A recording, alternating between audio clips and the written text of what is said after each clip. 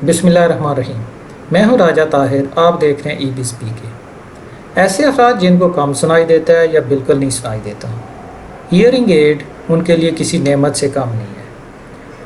Test से लेकर आला समात लगाने तक के प्रोसेस के बारे में जानने के लिए चलते हैं हम इस्लामाबाद हियरिंग सेंटर। अस्सलाम वालेकुम राशिद साहब। वालेकुम अस्सलाम। अच्छा राशिद साहब, सबसे पहले तो इस्लामाबाद हियरिंग सेंटर का इंट्रोडक्शन करवा दें। My name is Rashid Siddiq. I am working as hearing aid consultant at Islamabad Hearing Center. दुनिया में या पाकिस्तान में ऐसे लोग जिनको ऊंचा सुनने का मसला होता है पैदाइश के फौरी बाद या बाय बर्थ, कुछ लोगों का ये जेनेटिक प्रॉब्लम होता है, कुछ लोगों को ये बाद में प्रॉब्लम आता है, तो उनके मुतालिक इस्लामाबाद हेयरिंग सेंटर ऐसे मरीज़ों के लिए ट्रीटमेंट कर रहा है, उनका डायग्नोज कर रहा है और उनकी मैनेजमेंट कर रहा है। इस्लामाबाद हेयरिंग सेंटर 2013 से ऐसे मरीज़ जिनको हेयरिंग के रिलेटेड हेयरिंग इम्पेयर्ड पीपल्स को सर्विसेज दे रहा है। अपनी सर्विसेज में इस्लामाबाद हेयरिंग सेंटर हर तरह का डायग्नोज करता है। हेयरिंग से रिलेटेड वो बिल्कुल कम एज में 3 दिन का बच्चा हो बाय बर्थ, या फिर उसके अलावा यंग एज में हो या फिर एजड पेशेंट हो, उनके कंप्लीट डायग्नोज करता है, हेयरिंग टेस्ट करता है। हेयरिंग टेस्ट के बाद अगर उसकी कोई मेडिकेशन या सर्जरी है तो वो ईएनटी मैनेज करता है। अगर हेयरिंग एड लगना है तो हेयरिंग एड कंसल्टेंट उसकी हेयरिंग एड फिटिंग करता है।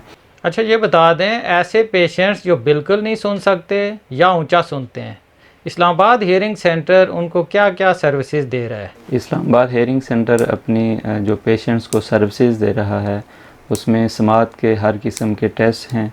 बेसिक डायग्नोज करने के बाद अगर उसे इंस्ट्रूमेंट लगना है तो इस्लामाबाद हेयरिंग सेंटर उसे डिजिटल कंप्यूटराइज प्रोग्रामेबल इंस्ट्रूमेंट लगाता है। जितनी पेशेंट की अफोर्डेबिलिटी है उसी हिसाब से और जो टेस्ट रिपोर्ट के मुताबिक पेशेंट की ज़रूरत है उसी हिसाब से उसे इंस्ट्रूमेंट सजेस्ट करता है। इस्लामाबाद हेयरिंग सेंटर के सर्विसेज में मुख्तलिफ़ डिपार्टमेंट्स हैं। हेयरिंग असेसमेंट में ऑडियोलॉजिस्ट हमारे हेयरिंग असेसमेंट करते हैं। अगर हेयरिंग एड लगना हो तो हेयरिंग एड कंसल्टेंट हमारे हेयरिंग एड लगाते हैं, और अगर रिपेयरिंग हो तो हेयरिंग एड्स हमारे जो हेयरिंग एड इंजीनियर हैं, लैब इंजीनियर, वो उसे रिपेयर करके हेयरिंग एड रिकवर करके देते हैं। इस्लामाबाद हियरिंग सेंटर में हियरिंग के कौन कौन से टेस्ट होते हैं?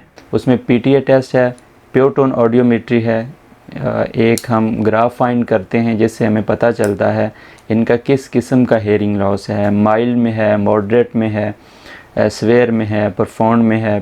पीटीए टेस्ट के बाद टिम्पैनोमेट्री टेस्ट बेसिकली कान के पर्दे का टेस्ट है। उसके बाद हम बच्चों के लिए स्पेशल टेस्ट करते हैं, बीरा टेस्ट करते हैं जो सुला के किया जाता है।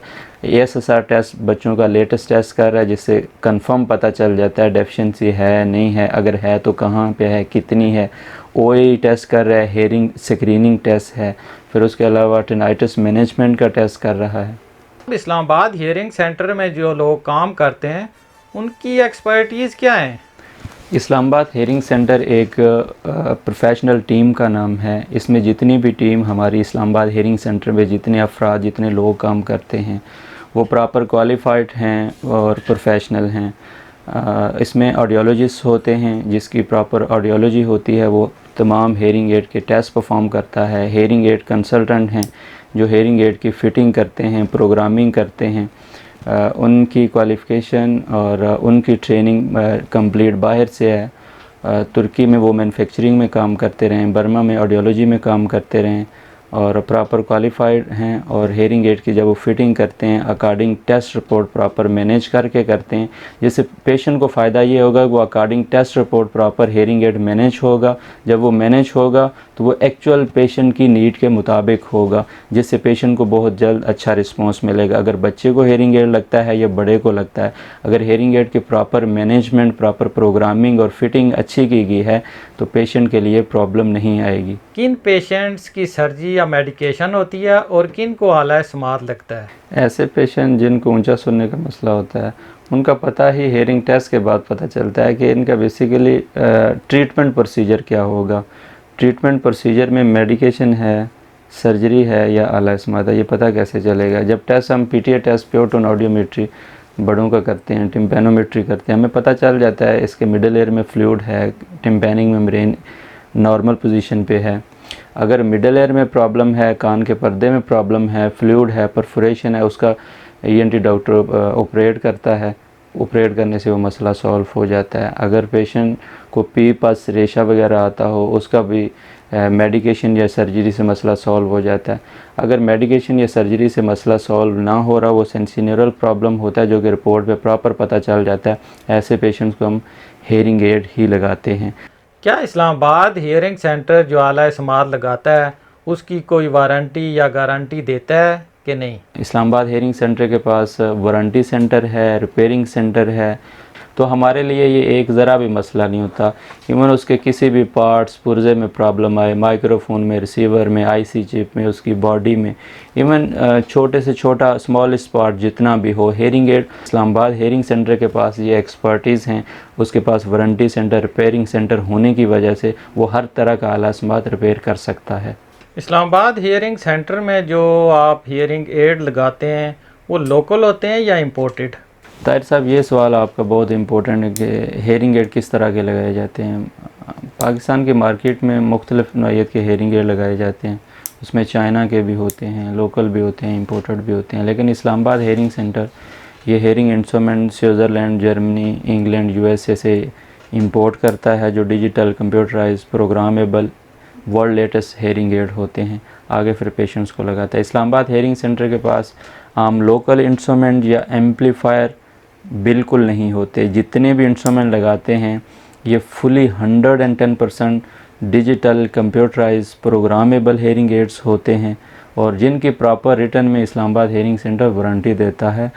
आपके पास कौन कौन सी अक़साम के हियरिंग एड्स अवेलेबल होते हैं?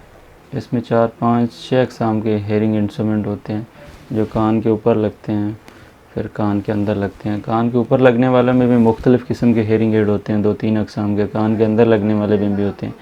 ये है कान के बाहर लगने वाला hearing aid. BT hearing aid इसे कहते हैं, मींस बिहाइंड द ईयर। इसके साथ ये ईयर मोल्ड लगता है, ईयर मोल्ड के साथ अटैच होकर ये कान में लग जाता है। उसके बाद फिर ये ओपन फिट हेयरिंग एड होता है। ये भी कान के बाहर लगने वाले हेयरिंग एड की एक अक़साम है। ये मुख्तलिफ़ नौइयत की हेयरिंग असेसमेंट पे मुख्तलिफ़ नौइयत के हेयरिंग इंस्ट्रूमेंट लगते हैं। ये RIC हेयरिंग एड होता है। जिनको स्लोपिंग लॉस होता है उन्हें फिर RIC की परफॉर्मेंस ज़्यादा बेहतर, स्पीच अंडरस्टैंडिंग, लिसनिंग होती है। फिर कान के अंदर लगने वाला ये बड़ा इंस्ट्रूमेंट आ जाता है, इसे ITE कहते हैं, इन द ईयर। और इसके बाद ITC कहते हैं, ये इन द कैनाल में होता है। उसके बाद फिर ये CIC इंस्ट्रूमेंट आता है, कंप्लीट इन कैनाल, कान के अंदर चला जाता है, नज़र नहीं आता। लेकिन जो मोस्ट साइज़ कॉन्शियस पेशेंट होते हैं कि जो कहते हैं कि नज़र बिल्कुल इंस्ट्रूमेंट नहीं आना चाहिए, ये हमारे पास इस्लामाबाद हेयरिंग सेंटर के पास जर्मनी का इंस्ट्रूमेंट सीमेंस का वर्ल्ड स्मॉलेस्ट साइज़ है, जो फुली इनविजिबल है 100% और 100% डिजिटल कंप्यूटराइज प्रोग्रामेबल इंस्ट्रूमेंट है।